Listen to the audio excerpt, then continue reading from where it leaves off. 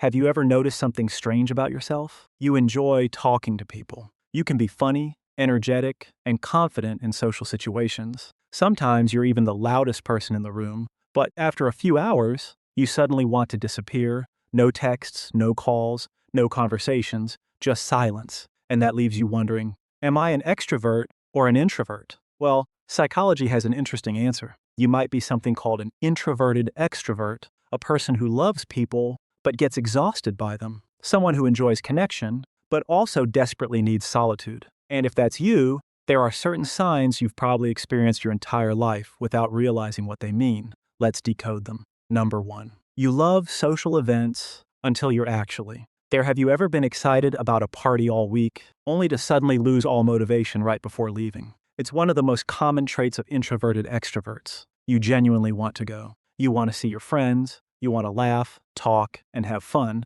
but when the moment arrives, another part of you starts negotiating. Maybe I'll stay home, maybe I'm tired, maybe next time. Psychologists believe this happens because your brain is caught between two competing needs, the need for stimulation and the need for recovery. Extroverted traits push you towards social experiences. Introverted traits make you protective of your mental energy. So before every event, a small internal battle begins. And strangely enough, once you actually arrive, you often end up enjoying yourself. Number 2, people think you're extremely social, but they have no idea how much recovery you need from the outside. You don't look introverted. You're capable of carrying conversations, making people laugh, meeting new people.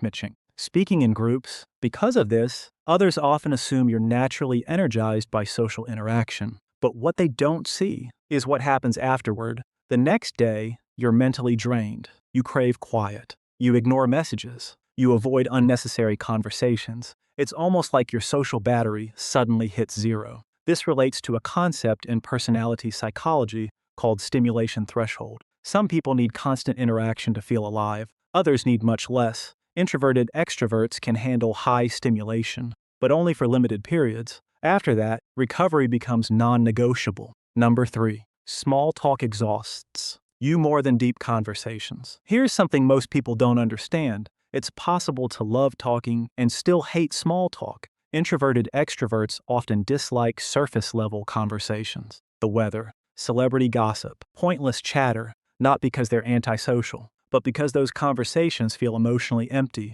What energizes them is depth, meaningful discussions, personal stories, big ideas. Psychology, dreams, fears, human behavior. You can spend hours discussing someone's life journey, but 10 minutes of forced small talk can feel exhausting. Why? Because meaningful conversations create emotional engagement. And emotional engagement feels rewarding to the brain. Shallow interaction often feels like mental work without emotional payoff. Number 4. You can be the center of attention, but not forever. Many people assume introverts hate attention. Not necessarily. Introverted extroverts can be charismatic, funny, confident, even highly entertaining. They might lead discussions, tell stories, command a room. But here's the difference. They don't want to stay there forever. At some point, the spotlight starts feeling heavy, the attention becomes draining, and they begin looking for an escape route. This is why some people seem incredibly outgoing one moment, then unusually quiet the next. It's not fake, it's not moodiness, it's energy management. Number 5. You need alone time. After being happy, this confuses a lot of people. Most assume alone time is only needed after stress, but introverted extroverts often need solitude after positive experiences too. A great party, a fun vacation, a successful meeting, a night filled with laughter. Even these moments can leave you craving isolation afterward, because your brain isn't recovering from negativity, it's recovering from stimulation. Psychologists often describe personality as energy regulation.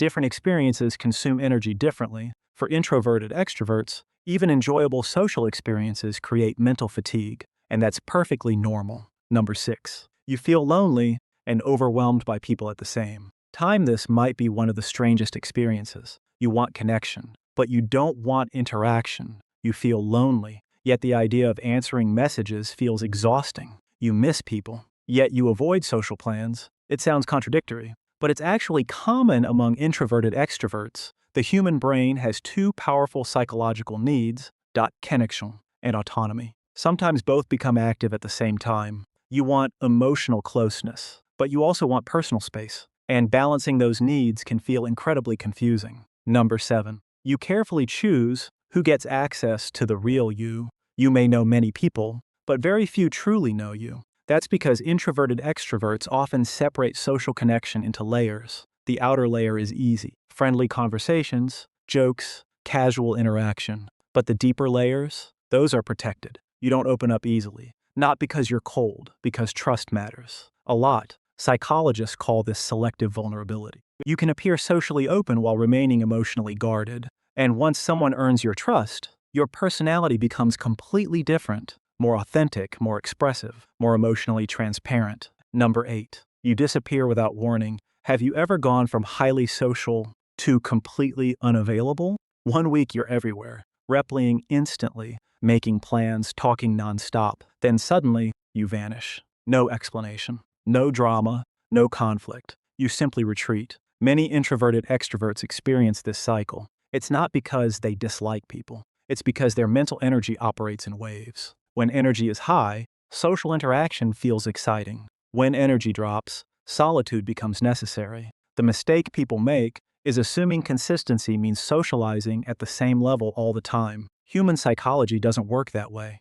especially for personalities that sit between introversion and extroversion. Number 9. Crowds drain you faster than individuals. You may love spending time with people, but there's a difference. One meaningful conversation can feel amazing. A crowded room with 20 conversations happening simultaneously. Not so much. Introverted extroverts are often sensitive to social overload. Too many voices, too much noise, too much stimulation, your brain starts processing everything at once. And eventually it becomes exhausting. That's why you might enjoy dinner with a close friend more than a giant social gathering. The quality of interaction matters more than the quantity. Number 10. You've spent years wondering, what's wrong with you? Maybe you've asked yourself questions like, why do I love people but need so much space? Why am I outgoing one day and withdrawn the next? Why do I enjoy socializing but feel exhausted afterward? And because society tends to divide people into simple categories, introvert or extrovert, you may have felt like neither description fit.